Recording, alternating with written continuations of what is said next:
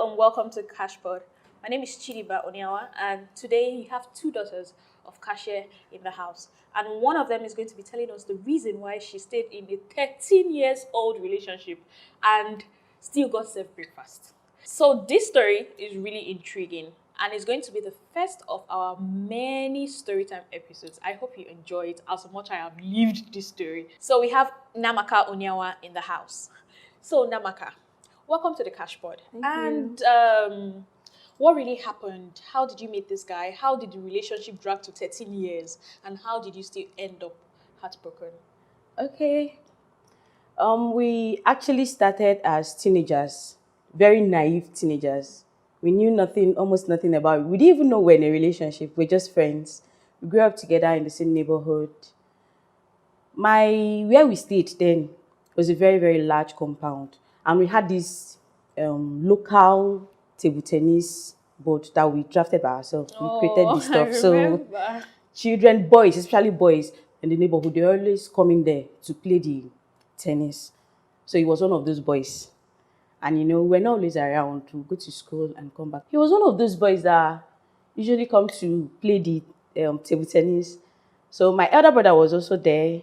Then our neighbors, our friends, they were also there. So each time he comes, I always sneak out and through the back door to see Mr. Handsome, to know, to see him. So from there, he developed interest in me and we started talking. We became so close. We became so fond of each other.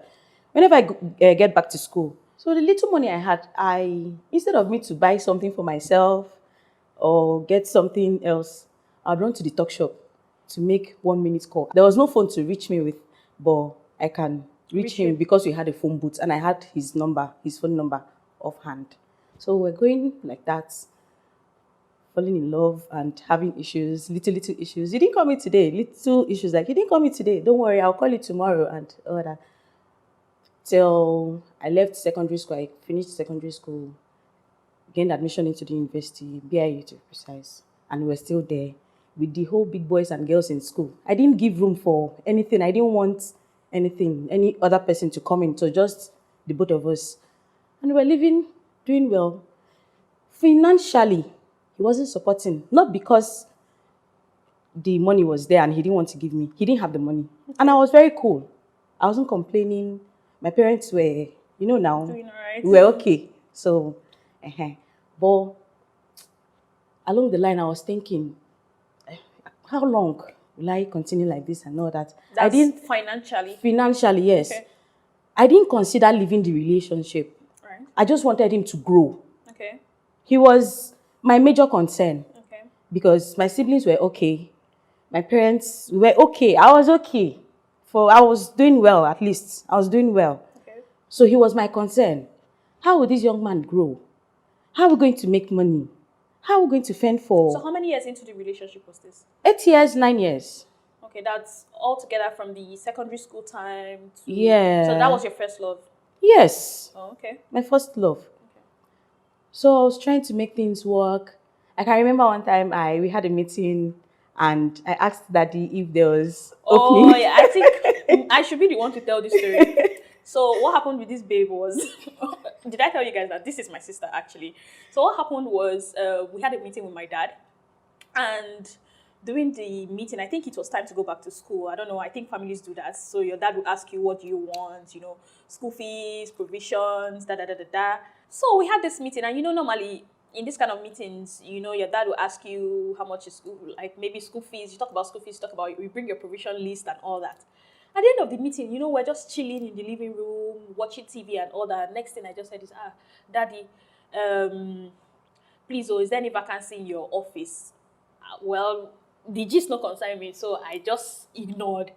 Then at the end of the day, I just said, I think my dad now asked, what kind of job are you looking for? She now said, that's, any kind of job. Oh, my dad was like, no, what kind of job exactly? What's the person's qualification? Then she said that she just wants a job opportunity where the person doesn't really have to do much, just soft work. Excuse me. I was like, that was the day I knew that my sister was gone. Like, this person's head is not correct. No, that's like, no, what do you mean by that? I just wanted the best for him. I didn't So want the best for him is like something that he doesn't actually have to work. That's not what I meant. Let him just Okay, do so for something. nothing will go hurt your babe. It's like Excuse me. what? The So whole plan continue, was yeah. just for us to have an inflow. Let's have a source Okay. of fund. You don't understand. There was no source of fund. But if a source of fund had to do with something that would make him, exert himself, like putting actual work, like that day you said it like, I'm looking for a job, but let it not be something that will be difficult for someone to do. That day I was like, what's wrong with that? I beg. Anyway, Okay. continue. I just wanted us to have an inflow. Let's have a Yeah. source. That was the Okay. main thing. But there was nothing. But we still continued, and Okay. later on, somehow, he struck some deals and some businesses, Okay. contracts, and money started coming. Okay. That was when I met my doom. Okay. Money started coming, so we had to relocate. We were not staying together, don't get me wrong, but we're always together. Okay. Each time I come back from school, the whole day, like out of 24 hours, 16, 18 hours, we are together. Either doing one thing, going out, or we are always together. The love was there. I felt the love was there anyways. The love was there. But when we relocated, we left to a better place. We got a better apartment in an estate. So we had so many neighbors, many estates. He's this popular jingle anywhere he goes. Hey, Mr. Fine Guy, people are always. But I was always busy. I had my job, always going to work. That does not mean that if he calls me during the week that I won't come. Or if he calls me on weekends In fact, that I don't come. Simply put, once he places the call, you're on your way. You move. You You move. what to do now? So I was dedicated. There was a lot going on. So when we moved there, the apartment was quite okay. We had everything very, very comfortable place. But he had this neighbor. He had this next door neighbor. This very young girl that was staying with the mother. Next door. Like the next apartment. The next apartment. So I noticed the girl was all over the family. Because this relationship was not just the both of us. Our friends. We had our friends. We had like 80% mutual friends. I mean, it was already 9 years into. Right? Yeah, so everything was just our parents. They knew they knew the relationship existed, but they were not involved. I mean, I know our parents Yes. were not in support. Okay, my mom was not in support. My dad didn't say anything about it. He didn't know about it. He knew. I told him. Yes. Okay, that's story for another day. I told him. Okay. Yes, he knew. Yes. Anyway. He knew about it. I told him everything. I I wasn't told in him. support. Jide was not in support. Mommy was not in support. Nobody was in support from our house. So, in fact, we didn't like him completely. So. So I noticed the girl was all over the house, and when I go to work, each time I visit, I'll see something. Either I'll see their spoon, because I'm a very meticulous person. So I know all my stuff, everything. So each time I visit, I'm either seeing a spoon or a plate, or my umbrella is no more, or one or two. So I started asking. I said, you always say, my friend in the next flat, they collected it. This thing is not for you, it's for my friend. And I was okay, return. It's not. Take it back to them and all that. But she wasn't talking to me. I noticed she wasn't talking to me. But other neighbors would talk to me. They would say their hello, they would say their hi. But each time I'm passing, I'll just pass and she'll pass. She won't say anything. She will say hello, she won't say hi. And I wasn't bothered. That alone was a red flag for me to understand there was something going on. Okay. But I didn't take it. I just allowed it. Everybody must not talk to you. You're not the best person. You're not even Jesus Christ. So you're not the Messiah. So let it go. But something happened one day in February. I got a strange call from one of the neighbors. And my name in is February of what year? 2019. I got a call. He said, my name is so and so. I said, okay, how are you? How is everything? I thought it was just, I've been looking for a number. I just want us to be friends. But that was not it. Okay. So then, do you know this lady? I said, yes, I know her. So yes, let me tell you. So which lady are they asking you if you know? That's the neighbor, your boyfriend's neighbor. Yes. Your ex's neighbor. My ex's neighbor. Okay. Do you know her? I said, yes, I know her. So let me just tell you. You see that your relationship is not going to work. Oh, that guy will not marry you. This girl is pregnant. Oh, she says she's 2 months or 3 months pregnant for him. And she wants to give birth to this child. In fact, she has changed her location. She has gone to somewhere else and she's ready to give birth to this baby. This was how many years in now? 11. Okay. So I was like, I started shaking. That call threw me off balance. Why? What did I do? What happened? So many questions. He didn't even tell me. At least you should have told me. Now let me know if there's anything. Nobody told me. So I started asking. But before this call from this lady, you had seen these red flags. You had seen all the signs. And you had confronted him. Yes. But he said what?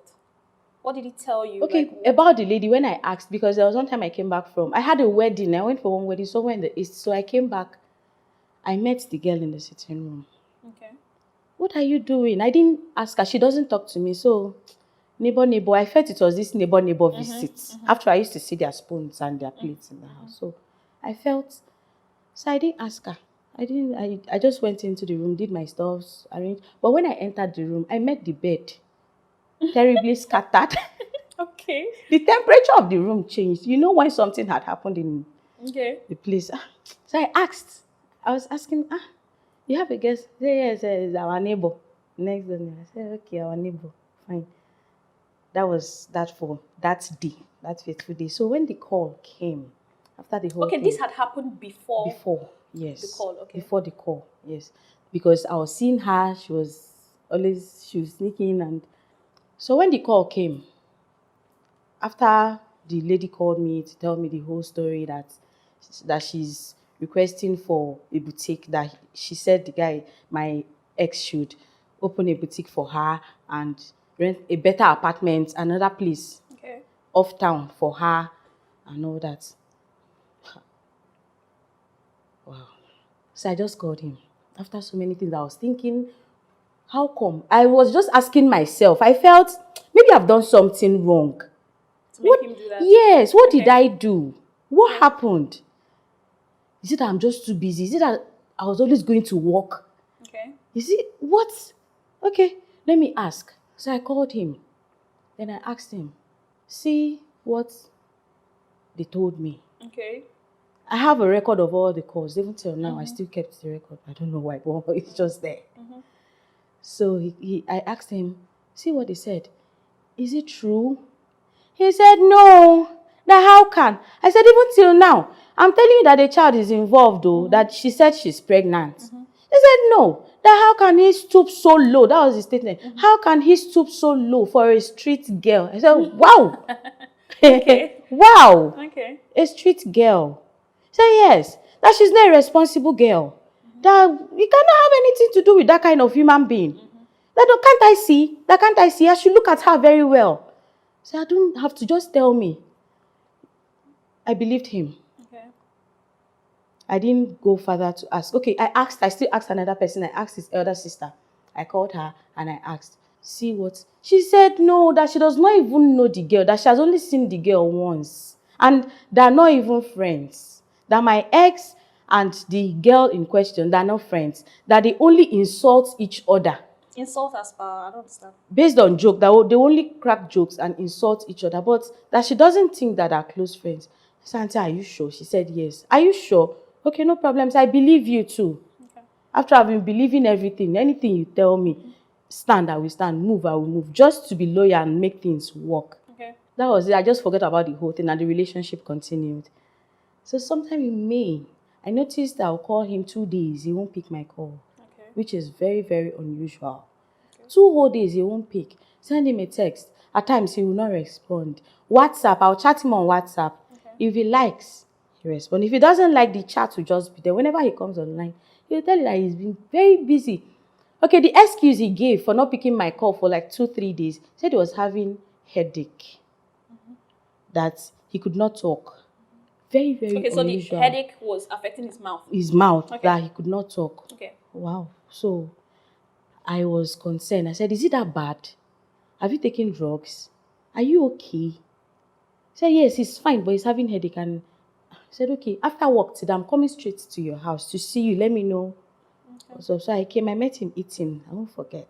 I met him eating. And he said, sir, the headache, one thing. I said, no wahala. Then I left. I went home. The next weekend, I called him. We've been talking, but I noticed it was not like Before.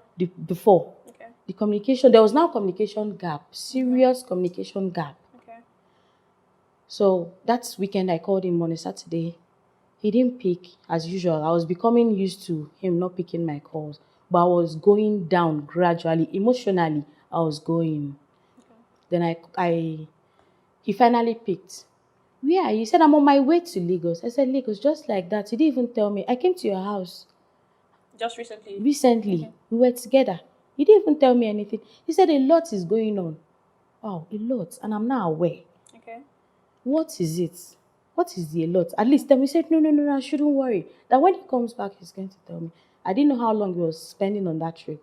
Okay. Then he stayed, he was away for like 3 weeks, if not 1 month. So were you guys in communication within this time? No, he wasn't picking my calls. Okay. No communication. But did you not suspect that it had anything to do with the girl or the rumor you had heard? Yes, I suspected because someone had already told me something. Okay. But you were not sure. But So I you was were not just sure. waiting. I was just waiting for the Okay. whole thing to unfold. Okay. Okay, while he was away, we normally make video calls, at least. But while he was away, if I call him on video, he wouldn't pick. Instead, he would chat me and he'd tell me not to call him. He was very specific. Please don't call me on video. Normal calls, sef, he was not even picking. Okay. So I knew something had gone sour. But from where? I needed to know at least what, until he came back. So he came back after some weeks. Then trust me, I was running. I left everything. If I just left, nothing mattered to me at that point. Okay. Because I knew I was losing something. Okay. But so I ran to him and I started asking questions. What happened? What is it? What's going on? He said yes, that he's going to tell me I should calm down, that anything he's telling me, I should just take it like that. I said, I should just take it like that. What? And he said, can I remember what our other friend called me to tell me that our next door neighbor was pregnant for him? I said, yes. Which he already denied when you asked him the first time. Yes, he Okay. denied earlier.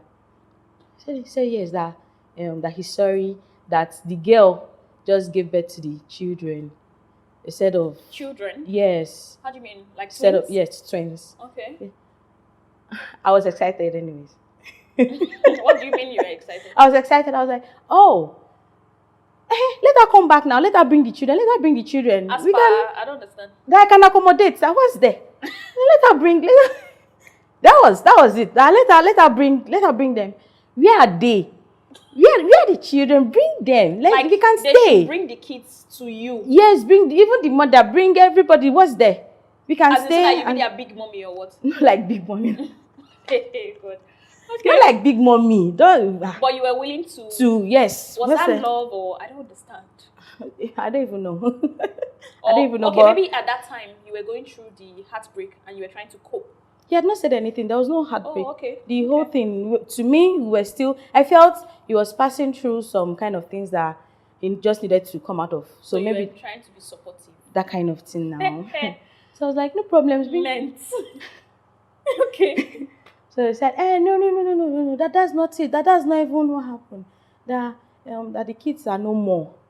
So what do you mean? He said there are no more. That he went to see them. That he met them healthy. Then after a few days, 2-3 days, he lost them. I said the both of them. He said yes. I said the two just like that. He said yes. So wow, I felt so bad. He said, yeah, that's not it. That's not even it. That for him now that he wants us to end the relationship. Oh, in the heat of that same information. Yes. Wow. Okay. That he wants us to end the relationship. I said, how? Why? So you said, like with all that information, you were not even angry enough to leave the relationship. You still wanted it. No, angry. Why? Why? Angry. So the cheating didn't mean anything to you, or what? I didn't feel that bad because he was cheating. Okay, maybe didn't you really hadn't feel- processed the information at that time. Let's take it that you hadn't processed the information. Maybe. Okay. So So I was like, okay, no problem. He said, that the children, okay, that the whole thing now is that that he's not sure he can deal anymore. That let's just end the whole thing. Let's Okay. just end the relationship. End what? I don't understand. That's after 11 years. Okay. No, At that point, how many years? that was the 13th year. Oh, okay. That was the 13th year. Okay. That was the 13th That was year. 2019. Yes. Okay. So he said, let's end the whole thing. Let's end the relationship that he doesn't think he can continue anymore. Huh? Just like that. I was like, why? Why? How? How? The thing that is surprising me in this story is that you are the one that they are cheating on, getting pregnant on, and you are the one that still wants to stay. I don't understand it. How? I said, you cannot. That is it because of you're not even married to her and there are no more kids. So why? He said nothing, that he doesn't think. But was there any complaint from him? Was there anything that he had? Was there anything that was an issue for him in the relationship? No, normally not yet. Nothing, like nothing. So I was trying to ask. I was still asking, is there anything I'm not doing well? Is there anything, where do you want me to change? Okay. Am I too busy? Am I always going to work? Okay. What do you want? What have I not given? What do you want? But in the course of the relationship, were there any cheating stories? Like, was it just that time that he cheated on you? No, not just that time. Because it's sounding to me like you were so easy to forgive. Was there any cheating? Severally. Okay. Severally, including my friends. I can remember 2 of my friends. Okay. Then there was this very terrible girl. I call her terrible because she overstepped. There was this girl he was dating. Then I was still in school in BIU. On a Saturday, I just came back from school on a Saturday. You know, this Saturday, mommy's kind of cooking. Saturday is no-go area. Everybody, you must involve yourself. Yeah. You are either doing this or that. You must be active in the kitchen. So Saturdays, we're always busy. So this very wonderful Saturday, this lady called me and she said she asked, is this Amaka? I said, yes, it's Amaka. I said, please, I want to see you. It's very, very important and it's urgent. I said, urgent. Who are you? She told me her name. I'd already heard. So I was not surprised. So at this point, you knew it was the person you had heard that your boyfriend was Dating. Okay. So I was not surprised. She said she wants to see me and I said, okay, just call me back. I gave her time in the evening. Call me back in the evening. At least let me finish with the kitchen and all that. Evening, she called. She said she was already outside. I should come out. Like our house? Our house, yes. She came to my house. She came to our house. She said she was already outside, that I should come out. So I came out. She said, sorry to disturb you, but there's something she brought for me. I said, what is that? She said, that before she gives me, that she went to the hospital, she did some tests, and they told her she had STD. What?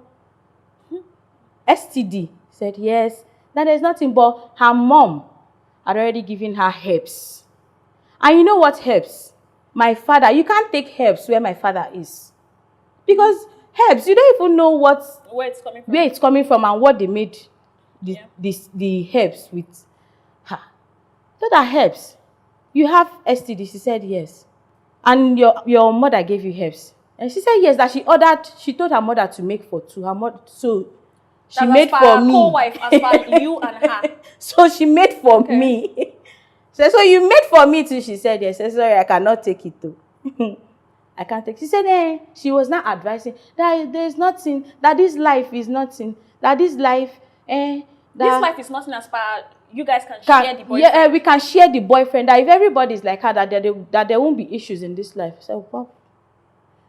So, my dear, sorry. You see this thing? I can't take it. Take your herbs. Okay, you've passed the info, no problems. But the herbs, sorry, I can't take it. Okay. Then she left. Regular thing, I called Mister. Why did you allow this now? Why did you allow this girl? He said, nothing, no. As usual. Nothing, no. I did not. In fact, I'm not even informed. I said, but that she's coming. He did not even say. So did he say he wasn't with her? Did he date her? I don't They understand. were dating. He cannot deny that one. Okay. They were dating. Because I always have my way. There is a way I always find out. I don't even know. Okay, so how did you, after that information? The relationship continued. But, were you not scared? I was. But I called him instantly. I called him immediately to ask. He was still giving stories that I said, okay, no problems. When we see, we continue. I dashed out to the hospital immediately just to check and be sure of myself. Okay. So I checked after the whole thing, the culture and everything. I was perfect. I was okay. I was very okay. I still really do not understand the need you had for you to hold on to a relationship that wasn't serving you. Was it that you were feeling inadequate in some type of way? Because, I mean, we can easily link it to the fact that our parents were separated. Like, did it give you any kind of feeling to hold on when you knew you didn't have to? Their separation didn't really affect me that much. Okay. It didn't affect me that much. I just wanted to be there. I didn't want people to say something like mother that like daughter stuff. But I know it was you. You had one. It affected you somehow. You had one experience. Oh. You had one experience that you had to cry home. That you had to cry home for. Okay. Should I tell that story now? Okay. I think I'll just take some of your time to share that story. So what had happened was I was going out with a guy. I think this was a long time ago. I think I was in final year then, and then he was going on and on about. He was way older. I think I was 19 and he was 29 at the time. And then he was going on and on about, oh, he wanted to get married to me and all. I was really young, and I wanted to get married in a certain kind of way. Have a job, have my life going on well before I can start talking about marriage. But then he was coming on really strong, and he wasn't completely established at the time. I mean, it's not as if we're looking for people that are completely established, but I think you get the point. Like he didn't have it going on yet, So I was fixated on self growth first before establishing marriage. So long and short of the whole story, in the course of our relationship, I think one time we had a fight, small fight though, and then the next thing I heard, in the heat of the moment, the next thing he had said to me was that the reason I'm so stubborn, okay, that I'm stubborn like my mother. That the reason I'm so stubborn is that he can see why my parents are separated. That's why I'm stubborn. Very unrelated, very yeah talk. I was so confused. I can remember that day in my room in Benin. Then I cried so much, and those are not the kind of things that you particularly call your friends to tell them that, oh, this was happening. So I mean, immediately he said that, I was like, we were bantering, back and forth, when you're fighting with your boyfriend and all that. Immediately he said that, I was like, stray bullets, small matter like this, stray bullet hits me, So I stayed in my room for a while in silence, I had lost all anger, and I know that was something he said to defeat me. Maybe, I can't even remember what we're fighting about. It's irrelevant at this point. But then, it's not particularly something you call your friends to gist them and maybe they will just talk you out of it or whatever. I wanted to call my sister, but I was like, it wasn't appropriate at the time. Next thing I did, that was a very crazy decision at the time, because I was still in final year. Me and my dad hadn't talked about dating, but the next thing I just called my father straight up. Mainly I called him. I was going to call him and say, you people are not together, so see what he's doing to me, all that. That was the rage and intention that I had, because I and my dad we have a very fantastic relationship, So immediately I called him. I wanted to start ranting. I couldn't open my mouth. I just burst out and started crying. My dad was like, Chi, what is it? Chi? What? Like he had never heard me like that. I was sobbing like a child. So that went on for a few minutes. Then eventually, and I told him that there's this person I'm dating, and I was having a fight with the person. He now said, hey, and what happened? Maybe in the man's mind, thought maybe they beat his daughter, or I wasn't sure what he was thinking at the time, But he was like, what happened? Why are you crying like this? And I said, that this is what he told me, that I'm stubborn. Maybe it's because my parents were separated. That's why I'm stubborn like this. So after I told him what the guy had said, there was radio silence for, I think, a few minutes. I'm sure he wasn't expecting that. So I think maybe after he got himself centered and everything, he now said, Chi? I said, yes. He said, but are you okay now? Yes. He said, it's okay. It's okay. It's okay. Don't cry anymore. It's okay. He consoled me. He didn't really say much. My dad doesn't talk much. So he didn't say much. Then he hung up. Then, that was like evaporation for me. Like, I just let everything out. I was upset. So after that, I think a few minutes later, this auntie started calling me. So I just knew. I didn't know. She calls me all the time, so I couldn't have thought that was why. So I picked. She's not like, what happened? What's going on? I say what? Me, I was like, what? I thought my dad would just call DGC. She was not like, that daddy called her and this was what he said. I think we talked about it and that was the end. She's there consoling me and telling me that he's a stupid boy, this or that, I should forget about it. I'm like, okay, no problem. And that was the end. So, there's this stigmatization for, kids that are from separated homes. But the funny part is my parents were separated for how many years? 18 years. And after 18 years, they go back together. You think it's only people that have Jennifer Lopez and Aaron? My popsy and my mom see their Jennifer Lopez Nigerian level. So yeah, back to your G. So after the breakup and everything, like, where did that leave you guys? So what was there any other reason? What happened? How did you handle the breakup? That night, Okay. that very evening, we ended the whole thing. Another excuse he gave was genotype, that and that.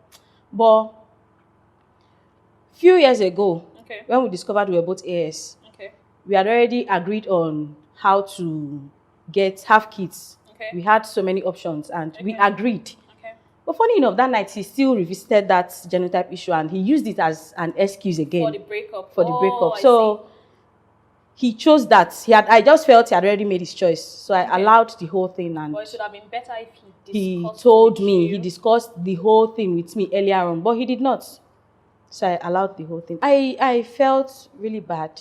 I felt terrible after the whole thing ended. I felt bad, like very, very bad. But he later got married to the girl.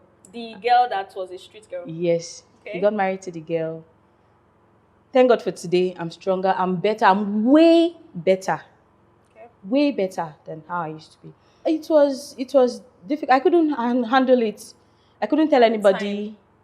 At that point in time, I couldn't tell anybody because I was on my own from the beginning. Nobody was in support. My mom was not even my mom. How?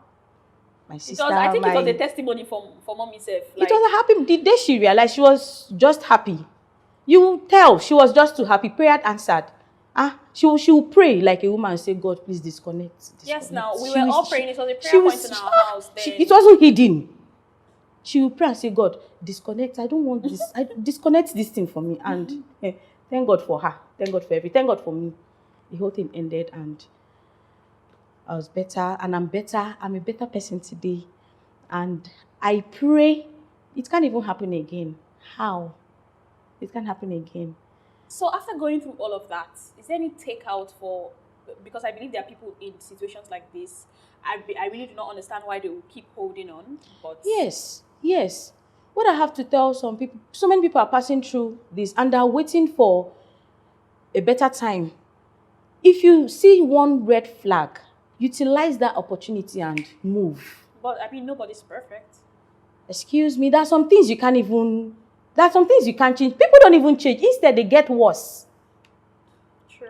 People don't change. I think I was so upset with you because I can remember when you were in BIU, I was like, this one that they even sent to private school safe that they sent this babe to private school. I remember some of your schoolmates, some boys were chasing you badly that time. Every time this same guy, I did everything. I believed I needed to be good.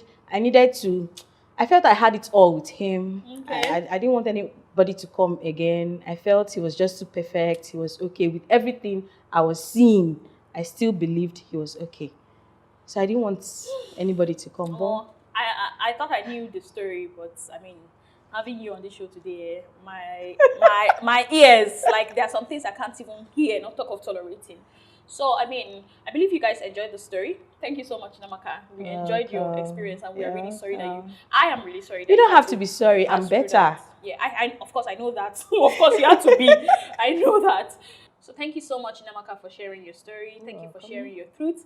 This is the Kaish Pod, and we're going to be bringing you lots of these kinds of story time enjoyments. Let me just call it enjoyment, but really they are people's unfiltered experiences. These things are happening, they are happening around you. People are probably not even talking about them. Do not forget to follow us across our social media platforms, the Kaish Foundation and the Kaish Pod on Instagram, the Kaish Pod on YouTube, and on Apple Podcasts, Spotify as well. Tune in, watch us, leave a review, tell us how much you liked it, and wait for the next episode.